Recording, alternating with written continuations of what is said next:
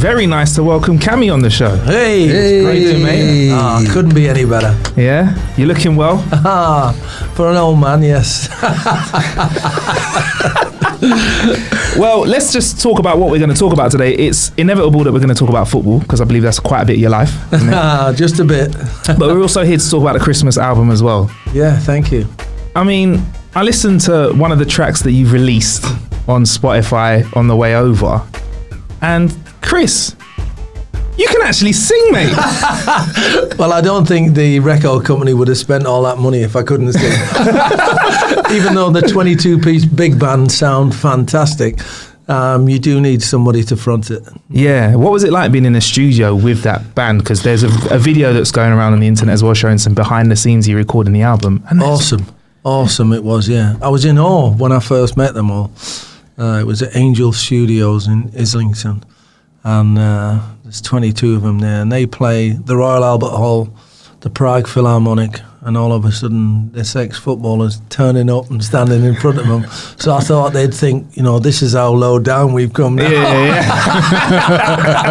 But they were great. They were absolutely fantastic. Yeah. And I didn't have any, because monitors and all that is new to me, in-ears. So I didn't have any in-ears in. So the conductor kept waving his stick towards me, but I didn't know when to go in because the music was so loud. It was so good, and I was just enjoying it. And he said, "You need to watch me, and I'll cue you in for when you need to sing." So he's trying to conduct you waving his hands, and you're just going, It sounds great.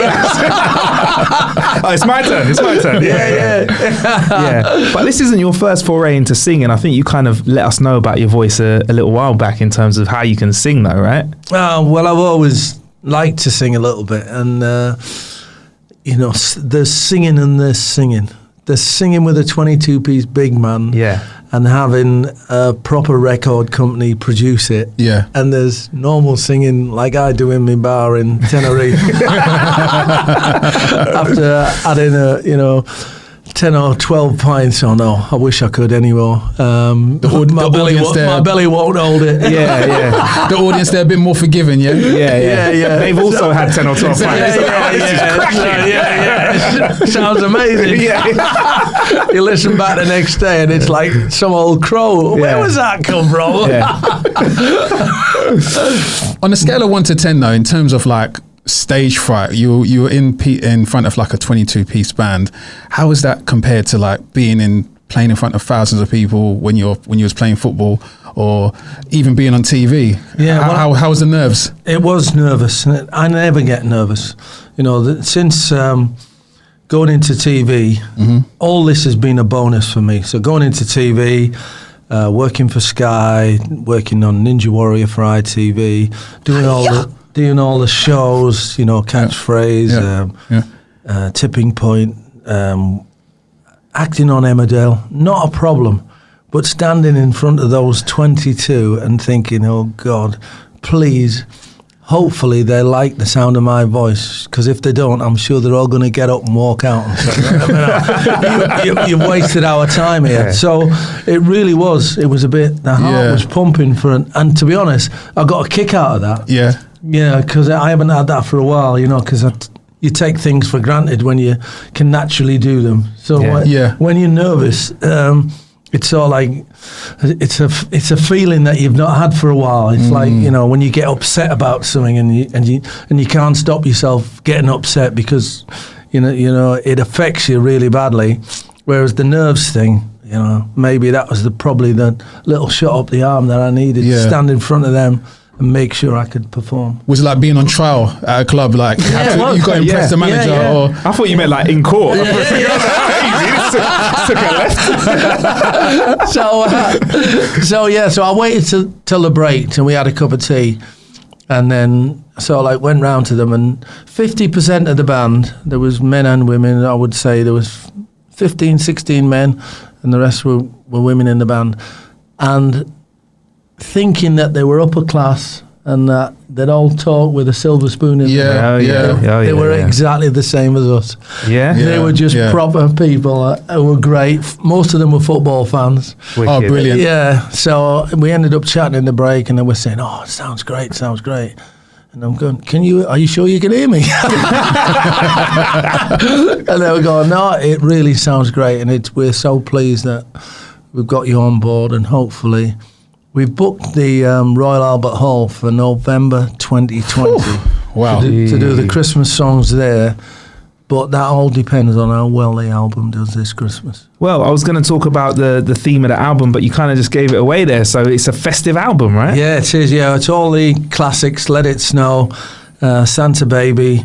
It's beginning to look a lot like Christmas. Frosty the Snowman. Hey. All those type of Rudolph. Hey.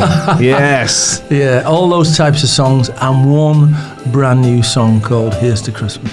Here's to the season, happy holiday. And that is penned by yourself, right? No, I wish. I wish. It's a fella called Richard Scott who works with, sort of like, he's done stuff for Michael Bublé, but normally does writing for Robbie Williams. So, right, okay. So he's penned this Christmas song. Because I thought the 9 covers, everybody knows them, but not probably heard them with the swing band. So that's fine, that takes care of itself. Yeah. What would the standalone song, what would it be like? Will it fit in with all the others?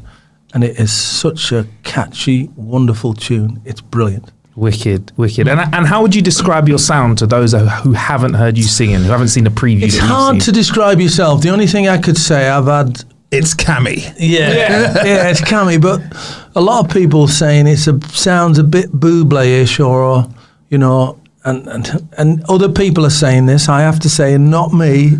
Or Frank Sinatra-ish, you know. Yeah. That's a little bit like when you go over to the park and say, who'd you play like? I'm a bit like Zidane.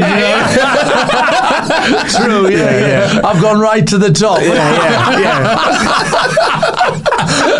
Yeah. Oh, man. So, Christmas album and the release date? It's on the 15th of November. Perfect timing for Christmas. Yeah, which is great. And you can download it on all these Spotify, iTunes, Amazon. Did you say Spotify? Spotify. There you go. It's a new one. Cammyson. That's it. That's the one. So we're hopeful. Yeah. We're hopeful. But, you know, a lot of competition at Christmas. Yeah, man. George Michael, God rest his soul, is bringing out some unrecorded songs. So that's competition. Robbie Williams has done a lot of covers with other people. I heard one the other day. It was a Slade track, and I'm not sure that's the type of song that you should cover, because that's a Christmas classic. I believe that some things should be untouched. Yeah. And of course, there's the Christmas high priestess, Mariah Carey. She's always lurking around Christmas. She's never going away, mate. She's never going. Every Christmas she's never back. had a number one in the UK. Really? So that's why she's doing her best to change that. Really? Okay. But every year at Christmas time, she must drop back into the charts. Like that song must drop in every single year. Yeah. Well, they all earn a fortune, don't they? Noddy Older says it's his pension every year. There you go. Christmas. So. Good shout, Kammy. Joining the Christmas gang and getting that Christmas change in. Christmas every year. I did MTV yesterday, and they put it on the Christmas playlist already, and that'll be forever and a day. So Let It Snow is on there. Not Here's to Christmas, but Let It Snow. I'm working on Here's to Christmas to get it on there. And you've had some spins on radio as well. I think Moyles dropped a track, didn't he, recently? Yeah, first one to play the track on the 5th of November, was it? Wednesday. Sorry, the 6th of November. Yeah. Moyles, they don't play Christmas songs on Radio X. But he's me mate, Moyles, and so I said, look, you can have first dibs at this. And he said, well, let's have a listen first. And he went, wow, it's brilliant. It's absolutely brilliant. He went, yeah, I'll play it. Yeah. And he gave it the biggest plug ever. It was brilliant. That's what you want then. That's what you want. So with regards to singing, have you always been someone who's been singing in the changing rooms and you're just playing footy at home? It's hard to sing in the changing room because the lads batter you. Absolutely batter you. You know what it's like. So the banter going around would just destroy you, if you know what I mean. Yeah. But I did sing in front of my teammates. I signed for Leeds in January 1990 on the Monday. And it was the first week in January. And on the Tuesday, Howard Wilkinson said, you'll train with the boys for the first time on Tuesday morning. Mm-hmm. And then Tuesday afternoon, we'll fly to Dublin. We've got a friendly against Shelbourne in Dublin. and then on the Wednesday, fly back Thursday, and then a bit of training Friday and a match on Saturday. Great, no worries. So we flew to Dublin. He took us to this restaurant. So there was a pianist in the restaurant. So halfway through dinner, I went to the loo, came back from the loo. I said to the pianist, "Can you play your song, Elton John?" And he said, "Yeah, can you sing it?" I said, "Well, that's debatable, but, you know, yeah, I'll give it a go." And he played your song, and I stood up in front of my teammates who I hadn't really met.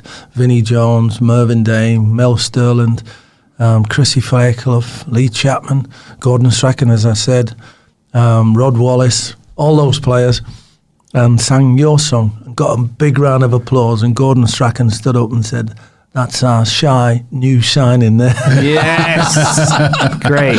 So that's the only time I remember singing in front of the lads. I mean, that definitely must have taken some balls singing in front of Vinnie Jones, trying to melt that heart. Do you know what I mean? Yeah.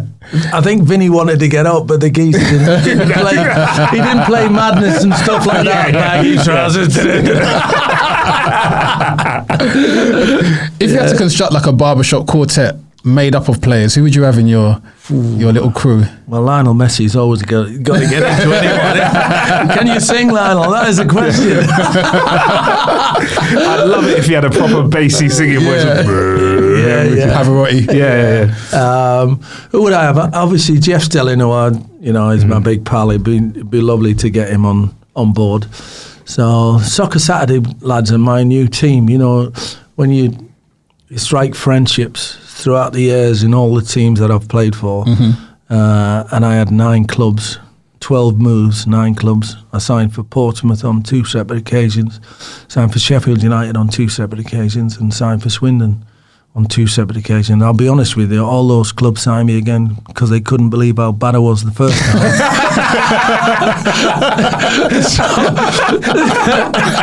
So you strike up a great friendship with teammates, but then when you finish playing, it's gone. You know what I mean? You hardly keep in touch with anybody. So the new teammates to the Soccer Saturday mob.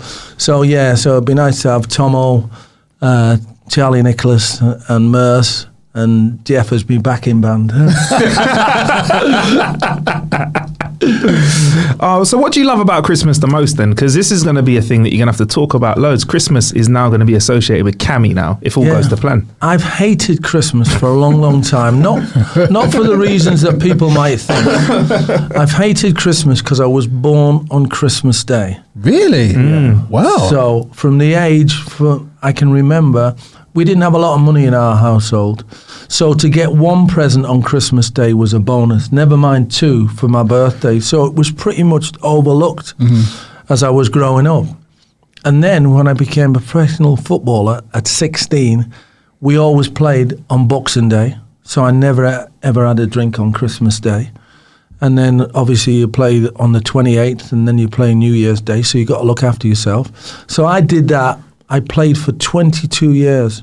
So it wasn't until I was 39 that I actually had a good drink on my birthday. So because you can have a rest. I was pretty much a miserable, apart from obviously when my 2 young kids were born, then it's a different type of Christmas with them. So that's how much Christmas meant to me then.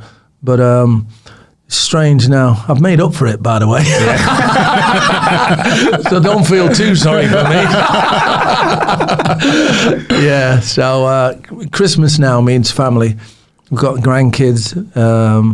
We've got my oldest son's got a wife, so her family come round as well on Christmas Day. So there'll be about 16 or 17 of us on Christmas Day. Nice. And it would be nice to celebrate Christmas number 1. No, that'd be a big one. Who's getting busy in the kitchen though before you celebrate this Christmas number 1? Yeah. Well, my 2 sons love cooking. Oh, that's all right. Yeah, my wife's a great cook. So Brussels sprouts man? Are you a Brussels sprouts man? Nah. Well, I like them, no, but I won't cook them. Do you like Brussels sprouts? I can't stand them. It's a real Marmite thing, isn't it? Because I think they taste like and smell like farts.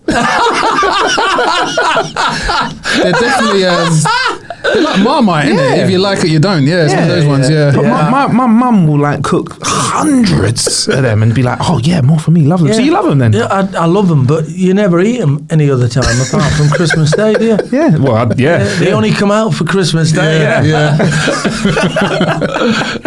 That's all right. Then you can man the bottle of brandy then at Christmas time. I'm the drinks man. There you go. I'm the drinks man. I provide everybody who comes into our house because we have open house we finish up lunch about 2 and then about 6 o'clock everybody comes round, evening, friends as well as family, and we have a bit of a shindig now. So nice. You shake a leg as well as singing? Oh, yes. Oh, yeah, man. Old man style. Yeah, oh, yeah, proper dad dancing, yeah? Proper dad dancing. Yeah, you got to bring that out. So this show's called How to Kill an Hour, Kammy. So we like to ask each of our guests how they like to kill time. Now, you're a busy man at the moment, but how do you like to kill time when you get that little bit of downtime?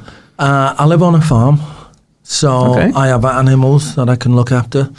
I spend loads of time with the horses, a little bit of time with the sheep, a little bit of time with the chickens. We've got a cat as well, so yeah, that's my release. My wife knows if I go missing for an hour or two, she can find me down at the stable. Oh, wicked. Do you ride the horses? We used to, once upon a time, but I've lost my bottle now. All the horses are pets. Yeah, fair enough. Can we expect like a old MacDonald kind of themed album? I can see it. A kids' Christmas album. Kids' Christmas album. Yeah, you heard it here first. Yeah. So CBBS, are you listening? There we go. Hey, why not? In the night garden. Yeah, cool. So. You don't ride the horses. Do you eat the sheep, or do you just look at them? No, don't be daft. I'm a vegetarian. Okay. Or pescatarian, I should say. But my wife hates me saying that. Okay. Because she still eats meat. But she doesn't eat meat at home anymore. Okay. But if we go out to a restaurant, she'll have a burger or a steak or some chicken or whatever. Fair enough. But she doesn't eat meat at home. And I'm not stopping her. Yeah. It's, sheep have got character, and that's what turned me off eating meat. That... sheep you can actually call them and they'll eat out of your hand. And anything that's got that type of character, and I know pigs have, I'm not so sure about cows, but they must have. So I thought, that's it. Really? But talk to me, Kammy, because I've been trying for so long, and it's hard to break that relationship with that juicy burger. So how long have you been is it pescatarian for? Yeah, 2 and a bit years. Okay. Yeah, not long, but I don't miss it. Okay. It actually opens your palate, because there's stuff that you open a menu, don't you, in a restaurant? Yeah. Your eyes go straight to the steak, burger, or the fish and chips. That's it. Yeah. Nothing else. Exactly. Yeah. Now I look at the menu and see what they've got vegetarian, and try the dishes, and some of them are absolutely fantastic. Yeah. And I love Indian food. I could eat Indian food breakfast, lunch, and dinner. So vegetable biryani, vindaloo hot. Oh, yeah. Now Although we're talking. I've had to stop having vindaloo hot. My voice coach says it burns your esophagus. Okay. So while I'm singing, I've got to stop that. Yeah. If you're listening, Kammy's rider, no more vindaloo, please. Thank you very much. No. Yeah. What about eggs out of the chicken? I'm just going to go through all the animals. What about chickens? Do you have a few eggs off them then? That's all right. Then. Yeah, we can eat the chickens, yeah. Right. My son's vegan, actually, but Oh, wow. the one thing that he will eat is his own chickens. Oh, yeah. Sorry. Not his own chickens. I was like, technically, that's not... He'd kill me if I said that. You imagine, I'm a vegan, but I eat my own chicken. Yeah. Oh, man. And the cats, there's nothing you can really do with those. Just pet them. You can't eat those or milk those or have their whatever. We've got a talking cat, Izzy. Her name is. Yeah. She tells you what she wants, when she wants to go out, when she wants something to eat. She has a different... sounds like a Disney character. What meow was that then? What was that one? That meow was the hungry meow. All right, cool. Yeah. And what's the let me out meow then? Let me out is constant. Meow, meow, meow, meow, meow. It's like, let you know. Yeah. And it's brilliant. It is so good. Cats are clever though. I always look at a cat in the eyes and I think there's a lot going on behind those eyes. Yeah, they're very wise. They're very wise. It's the way they play with mice. Like I said, we live on a farm, so she'll often bring them in and she's carrying them sort of like 100 yards, and they'll come in, and there's no harm to them whatsoever until she decides that, you know, to bring pest control to bring down the chop.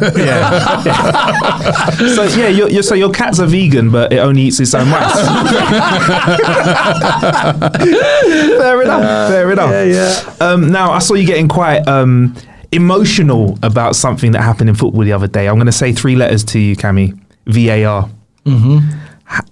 It's causing a bit of it's causing a lot of conversation across barbershops, football stadiums across the land, and you were quite upset with the VAR decision the other day, weren't you? I was. On a scale of 1 to 10, how much do you hate it? Sizzling. I don't hate it. I just think it's been run wrongly. Okay. Yeah. So what's going on there? Like, do you want to talk us through that? Because that was interesting. The initial thing when I went to Stockley Park in the summer, because they treated all the pundits and commentators to a preview of how it was going to be, and the demonstration that it put on was perfect. It was really, really good. But you knew straight away that it was going to be carnage once they started, because they're using VAR in a different way that they're using it in Europe. In Europe, the referee goes over to the monitor, he has a look, and then they make the decision. We saw it in the Euros. It does waste a little bit more time, but at least then the referee knows what the score is, and they're explaining to him along the way on what they're going to do, why they've made that decision. Our lot have not helped the referees when they needed to be helped. When they didn't need any help, they've interfered. So they've made it virtually impossible.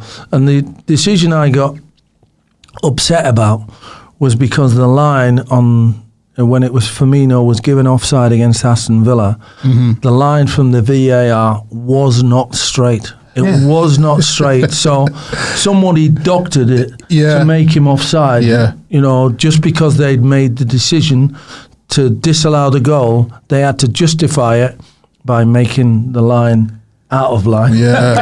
So that's why I got upset, because the one thing that I got told off about was there's no such thing as, well, he's only just offside. He's either offside or he's onside. Okay, so that's fine. If that's the way you want to play it, well, Firmino was onside, but you made him offside. That was my opinion. I think it's almost as controversial as Sterling's one at the beginning of the season with his armpit or something like that. Is it that game? Well, that was the one that was called as the armpit, So it's just been, the way they've implemented it has been so poor. They had the bar really low. Now the bar's so high. They don't know what they're doing. They really haven't got a clue. They need to scrap it, I think, take it away from this season, and then start again next. And how do we make sure we do it right? How do we do it right next season then? Well, I think they do it right. I think they need a football person with them. You know, the referees know the laws of the game. Quite a lot of them don't know the game itself because they've not played the game, or they've played it at an amateur level and they're not quite sure about certain situations. So let's implement somebody in there with them. There's loads of ex-footballers who'd love to go and help them. Just run it by them. You know, I'm not saying that they have to take their opinion, but run a decision by them. How would you go with that decision? Would you go for it or against it? And he'd probably give his opinion. Yeah, for it. No, don't go for it. Then it gives them something to think about. But at the moment, you've got referees refereeing referees. And they're frightened to go against their immediate decision. If you're going to use a machine to do something like that, I think it has to be right 100% of the time. Without a doubt. Because referees, I understand they're humans. Sometimes their line of sight might be obstructed. Things happen. And you know what? There's times when decisions have gone my way. There's times when decisions have gone my opposition team's way. Cool. But if they do it with tech, I feel like there needs to be no room for mistakes. Well, that's what I was just going to say. I mean, are we getting to a stage now? Do you feel like, I mean, this is a tech podcast, but do you feel that tech is actually spoiling football? Too much technology in it? Is it taking the human error aspect out of the game, which is not necessarily? Not if it's done right. If it's done right, then there shouldn't be too much of a problem. The problem that we've got is not done right, and I also feel for the referees. I understand, you know, when you say something, it affects on referees, but I have to say we're all accountable for what we do, for what we do, for what we say, for how we act, especially when the media is the cast is on you. You have to be 100% right or committed to whatever you do. And referees, I do understand they are under pressure. And you wouldn't, if I see a referee today and he's in a cafe or in a bar, I'll go and have a drink with him, I'll go and have a sit down and have a chat with him. But when you're dealing with professional sport, you have to give your opinion, you have to be correct on that. And sometimes, people do go over the top. There's no doubt about that. People do go over the top. They've got to remember that these people, even though they're making mistakes, are hopefully not doing it deliberately. And that's why I was so upset about the Firmino thing, because I thought that was deliberate. How about the situation or scenario would it be if we had a completely digitized referee where everything is either black or white? So you actually don't have any human element in the decision making on the pitch. Is that too far? Yeah, that's impossible. Virtual reality in football, no, I'm afraid that'll never happen. You can do your computer games on that, but not in live football. And that computer game ref is sometimes an arsehole as well. That was not a red card the other day on FIFA. Yeah. I swear sometimes they got it in for me. Yeah. I mean, you made an important point actually about people being responsible for their actions, and there's been racism in football has been something that's been a conversation that's been had over the years, and I think it's kind of not coming to a head now, but it's been something that's been higher profile this season. As a young black footballer who kind of, you're playing across the 80s and the 90s, how is it kind of watching how things have changed recently? I mean, is there a marked improvement as compared to how things were for you back in the day and now? Oh, yes. It was a nightmare when I was growing up. An absolute nightmare. I was the second black player to play for Portsmouth, the first black player to play for Brentford, and the first black player to play for Swindon. So you can imagine growing up, I made my debut, it's going to sound awful, isn't it, in 74-75 season when I was 16-year-old. So back then, I played for Portsmouth, who had a national front element in the crowd, not a massive national front element, but there was about 200 or 300 and make themselves known. So not only would they boo me off when I was crap, they'd boo me onto the pitch in the first place. So that was, for something that throughout the years that I've accepted, you've accepted that, that was just then and this is now. All of a sudden, I'm starting to think, why did I accept all that? Why was there nobody around? Why was there no teammates around? Why was there no managers around? And that is the biggest thing why myself, John Barnes, Viv Anderson, Luther Blissett, Howard Gale, who used to play for Liverpool, and black players from that ilk, Brendan Batson, do not want players walking off the pitch at this moment in time. No way. We fought so hard and worked so hard through all that strife for people to say they need to walk off the pitch. No, they don't. They need to stay on the pitch and defy the racists in the same way England did in Bulgaria. If England had gone off that pitch, then copycat after copycat after copycat would follow England around, because people would think we can get these games cancelled, we can get ourselves heard. All these Nazis would be heard all over the place. Yeah, we got that game stopped. In Italy, it's an absolute shocker.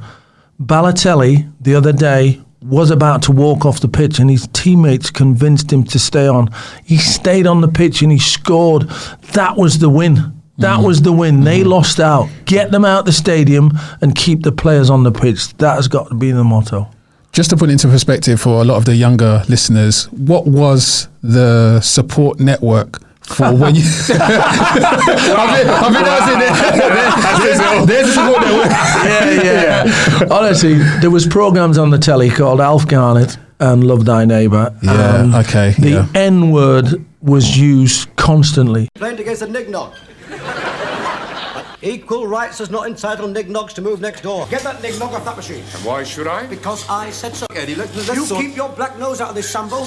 Calm down, Booth, calm down. Well, while you've been doing your duty, we've got rib worked. Pardon? Spread from next door. What, them knickknacks? I knew it. They never wash, you know. Do what? It's with them being black. They probably don't bother, you see. They can't tell whether they're dirty or not. So, and it was just taking the mickey out of black people the whole time. And, you know, and I would go into the dressing room at Portsmouth the following day after they'd been on that night before, and the lads would be talking about it and how funny it was, and then I'd walk in, it'd go quiet for a second, and then someone would say, "Oh, you don't mind, oh, do you, Kammy?" And you go, no, I can't mind. Yeah. Because I am one voice. Of course. And they would have kicked me out of that dressing room straight away and said, "Oh, you know, you got a chip on your shoulder, this, that, and the other." So you had to go with the flow. And that's why I'm saying to you, when I look back now, it's been a sort of acceptance that you had to take reluctantly, but I wouldn't change a thing, really. I just think that was then, this is now, let's get on with it, and let's make sure that we keep these football players on the pitch and we don't let people stop football matches for the sake of racism. So what you're saying is, in your point of view, it's not John Barnes and the likes of yourself saying just stay on the pitch and pretend it's not happening. You're saying stay on and defy and take the power back off the people that are trying to get you off the pitch. Without a doubt. Let's get the people. The first game to be abandoned was Harrogate Borough versus Yeovil just a few weeks back. Mm-hmm. The Yeovil town manager was disappointed with his own supporters. The Harrogate Borough manager came on 5 Live and he said 99.9% of those Yeovil town fans were fantastic. 0.1% caused that game to be abandoned. So why not go over to them supporters, get the police and say, let's get these 2 people out. They made 2 arrests the following week. So it was 2 people that caused Harrogate Borough to walk off the pitch. That can't be right.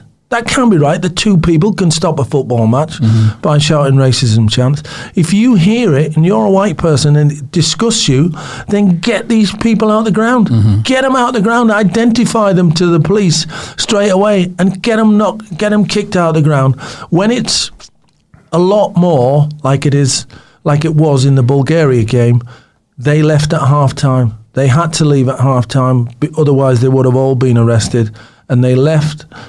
And England didn't win. The reason why England didn't win, in terms, obviously they won the football match, but 50% of the people were still saying that, having followed protocol, they should have walked off the pitch. They had the 2 warnings, and then the 3rd time it happens, you've got to walk off. They didn't walk off. They stayed on the pitch.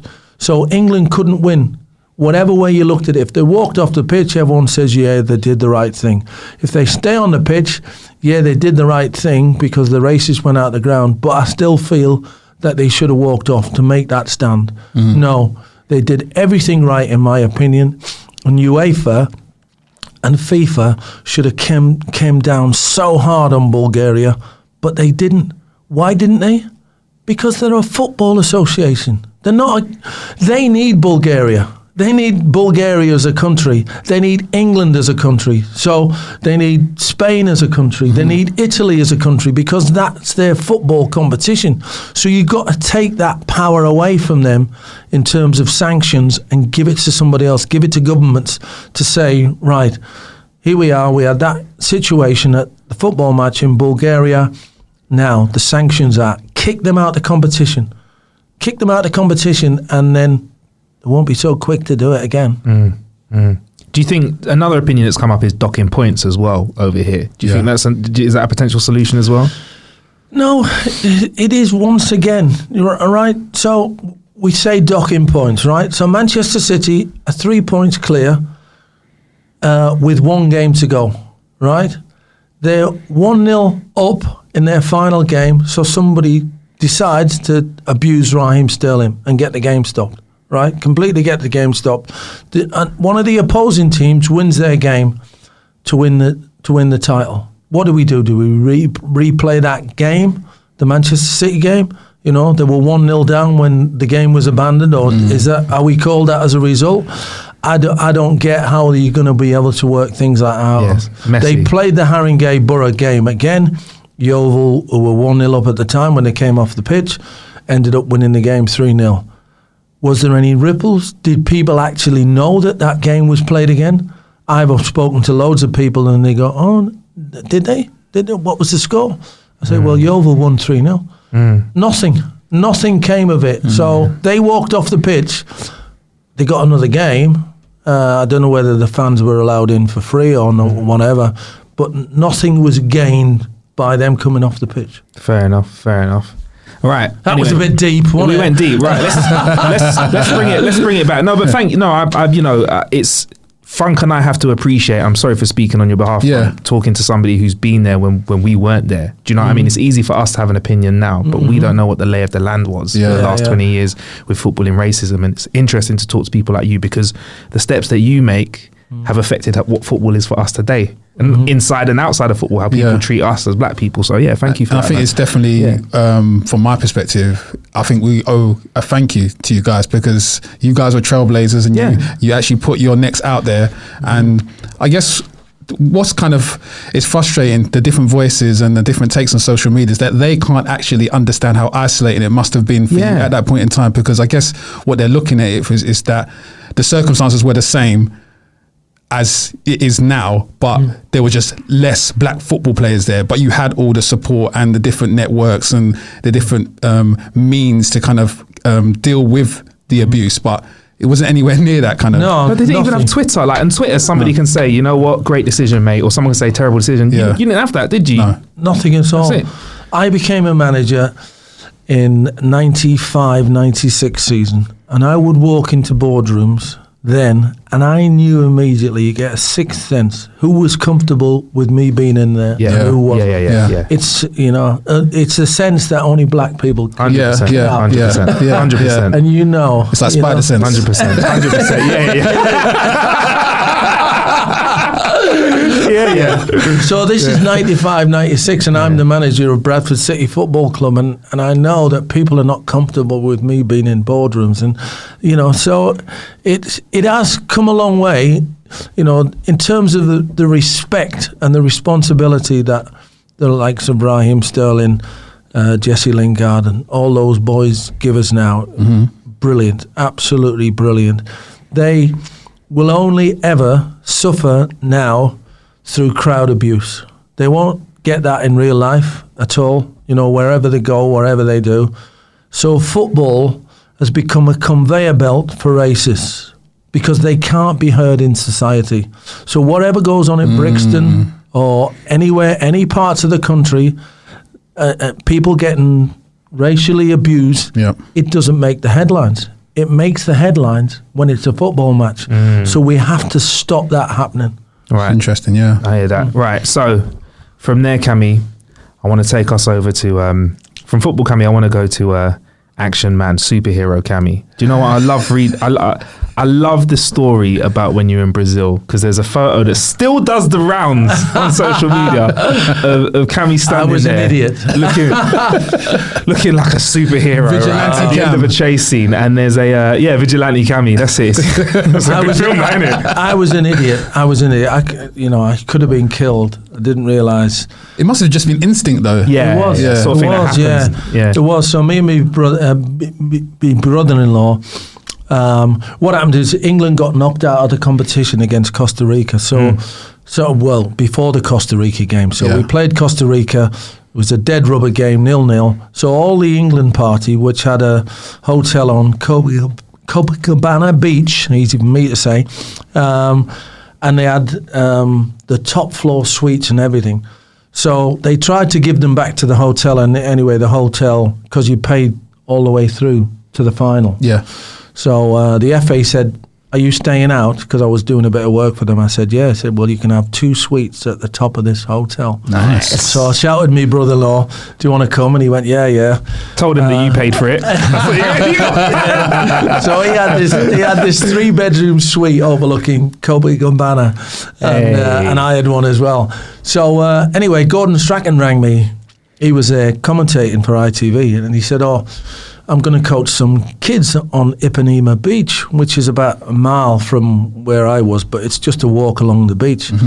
And so he said, will you come and give me a hand at 11 o'clock? I said, yeah. He said, Adrian Charles is going to come along as well, and he'll probably collect the balls for us and stuff like that. I said, I've got a ball boy as well. My brother-in-law will come down. So he says, right. So I said to my brother-in-law, meet me downstairs at 11:15. So we walk along Copacabana, and then we walk in down Ipanema Beach. Now, unbeknown to me, because I didn't know this until the police told me afterwards, 2 locals walked past us and asked us the time. And the reason why they ask you the time is they want to find out where you come from. Okay. Because it's such a cosmopolitan place. Yeah. If you speak Portuguese, obviously you're one of them, that's fine. Anyway, we told them it was 11:15. That was the key then, that they were going to do something. Now, I have to say, my brother-in-law was walking along with Mungmi on his back. Right, because he had his shirt off, and he had a massive gold chain around his neck. Right, so basically he was asking for it. Yeah. So these 2 fellas, one of them ran in between the two of us, the middle of the 2 of us, hooked his finger around the gold chain, and ran straight across a dual carriageway. So there was 2 cars going one way. 2 lanes, going one way and 2 lanes going the other. And he crossed straight away. And instinct told me to run back the way. Okay. So now we are both running. We're level, but there's 4 lanes of traffic and there's cars coming by between us. He can see me and I can see him and I'm pointing at him. I'm going to get him. You're going to get him. I mean, you're using your index finger there. I think that's not the finger you're using to bring. So he's running. So and you're screaming at him, but you can't understand you. Yeah. Well, to be honest, I wasn't even talking. I was just thinking, I know I'll get him. Yeah, man. So the reason the police said why I'm still alive today is the break in the road came when the traffic stopped on my side. Okay. And I was able to go to the middle reservation, which forced him up a side street. So it forced him up a side street. They said his accomplice would have been waiting further down and he'd either shot me or stabbed me because I was chasing his mate. But because I forced him up a road, his mate wasn't there. So I'm behind him. Every time he looks around now, I'm catching him. Every time he looks around slow, I'm powering up towards him. And then I got about 10 yards away from a hotel, and every single hotel had a security guard outside. And I'm shouting to this security guard, "Stop thief! Stop thief!" I don't know whether he expected it or not. Anyway, he stood in front of the lad who'd robbed my brother-in-law, the mugger. And as he stood in front of him, I came in and jumped on his back. And he went, "What is it? What is it?" And he spoke reasonable English, the security guard. I said, "He stole my brother's chain." So he got him down, put his arm behind his back, right, and held him on the floor. Within a minute, the police were there.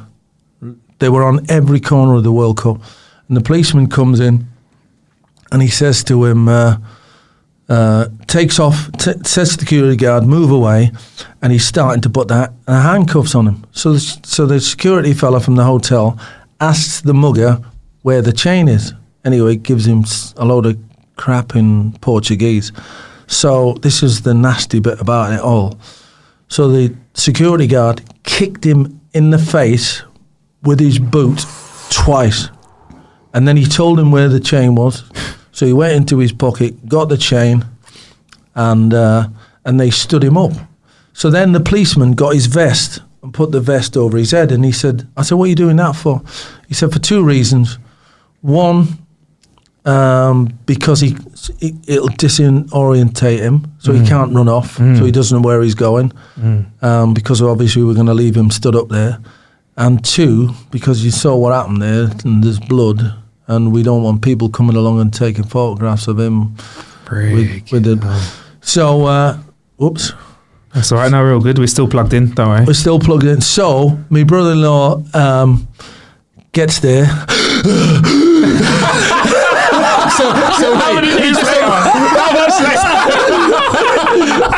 Where is he? Let me out. He's got there, the party's finished. I said, it's sorted, Mike. It's sorted. So the policeman goes. So we said, well, look, we've got the chain back. We've got to go. And they said, no, you've got to come to the police station and make a statement. We don't catch these fellas very often. They get away with doing this all the time. So you've got to come to the station.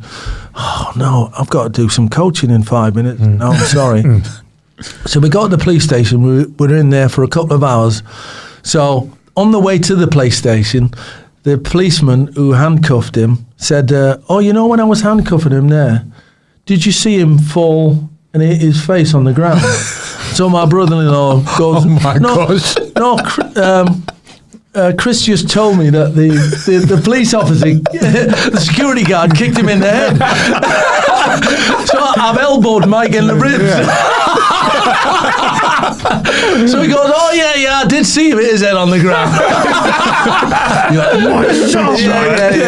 So we went to the police station, made the statement, we came out, and the British Embassy were there, and they said, could you please say that it was a stupid and foolish thing to do, because if any other England fans or holiday makers try to do that and get killed, it's not the right way to do it. So I had to come out and say, I acted on instinct. I'm sorry, I shouldn't have done it, and hopefully I was crapping myself that anybody did exactly the same and got hurt.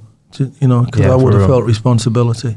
Doesn't stop you looking like a badass in that picture, though. My only thought, when I phoned my wife, my only thought was they picked on the wrong people that day. Yeah. And that sounds like a tagline for a film. Yeah. They picked on the wrong people. Good idea. They picked on the wrong people, but then you start to think, well, what's their home life like? Who was depending on 100%, on the young lad who actually did that? Yeah. You know, did he have a mum back at home or whatever? You know, and my wife said, oh, you can't think like that. You know, what if they'd have killed you? They wouldn't be feeling sorry today. That's true. Point. Yeah, fair enough. Right, Kammy, thank you for coming on the show. Thank you. Before we let you go, we always play a game with our guests. It's always like a true or false game. We try and rhyme it with their name. So what we've done is we've got you know what? I found a theme tune that some of our younger listeners might not know, but you might recognise, a sporty theme tune, and we're going to play a game of Cam or Spam. All right? Okay. Is that all right with you? Of course it is. The grandstand theme. So in this game of Cam or Spam, we're going to read out some, because I mean, Kammy, you've made some great commentary mistakes over the years. I have indeed. And one of the best things is that you don't mind talking about them. In fact, I think people look forward to stuff that happens. So we've got a few phrases that we'll tell you about, and I'll read them out, and you have to let us know whether you think they are Cam, whether you've actually said them, or whether they're spam. Right. All right, cool. Are you ready for your first phrase? Go for it. Funk, actually, so here's the first phrase. There's a pigeon on the pitch, Jeff. Is that Cam or spam? Cam. That's Cam. That's something that you've actually said. Well, I'd like to let you know. That is Cam. There's a pigeon on the pitch, Jeff. Walter is on there and he won't get off, and so the game has been abandoned. That was a West Ham. I remember that. That was it. Fly off, won't it? That was West Ham versus Norwich at Upton Park. So what happened there? Pigeon landed on the pitch, and what? Nobody wanted to clear it off then? No, and they ended up chasing it round rather than just leaving it. And yeah. So all right, fair enough. All right, for the next round of Cam or Spam, fighting like beavers. Is that a Cam or a Spam? He's good at this. It's a Cam, yeah? Their football arsenal is on another level, but Spurs are fighting like beavers, defending for their life. I know, them ferocious animals. World's deadliest creatures. Fighting like beavers. I mean, how do beavers fight? Have you seen any beavers since? Not the ones in the water. No, but you did make. You did make a comeback, though. You did make a comeback, and you did describe it. The game as a spectacle is magnificent. Spurs working like beavers. Beavers work hard. I mean, it's sensational. If there's anything better than fighting like a beaver, that was a Cam. I mean, working beavers is also a thing as well, I guess. All right. So the final clip we've got for Cam or Spam. There's a goal, but it's not a goal, but it is a goal because the referee's giving it as a goal. Is that a Cam or a Spam? That's Cam. Yeah. That's Watford versus Reading. That's the one. Jeff, Unbelievable. There's a goal, but it's not a goal, but it's a goal because the referee's given it as a goal. That was ridiculous. Stuart Atwell, actually refereed in the Premier League, was the referee that day. Yeah? But the linesman Is that what it The was? ball didn't go anywhere near the goal. No? Ridiculous, honestly. Look it up on YouTube and you'll see it. Google it. Watford versus Reading, ghost goal. Yeah. And anyway, at half time, I went down because obviously I had it on the monitor, video replay. So I went down at half time as the players were walking off the pitch to tell the referee that it didn't go anywhere near the goal. And the Reading assistant manager, Steve Coppell, was the manager. But the assistant manager, who I won't name his name, as I'm telling the referee it didn't go anywhere near the goal, he went, "What the bleeping hell has it got to do with you?"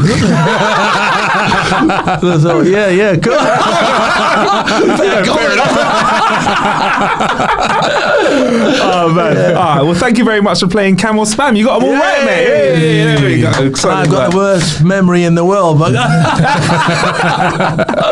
oh, man. No, you know what, though? It's not an easy job, though, is it? You're there and you've got a lot to take in when you're watching a game. So fair enough. Yeah, well, it's difficult when you have to turn away from the game with your headphones and you miss look stuff at the camera. Yeah, because then you miss stuff. But yeah, no, thank you very much for coming on the Thanks show, for having me. It's Christmas been album. Thank you. Yep, it's out on the 15th of November. Here's to Christmas. Let's get it to number one. Fake news yesterday. I had that Ladbrokes were offering 100 to 1, saying that we wouldn't make a ripple. Absolute total nonsense. The only price they would give my son was 10 to 1, and then closed his account down after he had 2 bets at 10 to 1. Fake news. Cheers, Kammy, man. Thank you very much. Thank you. Brilliant. Thank you.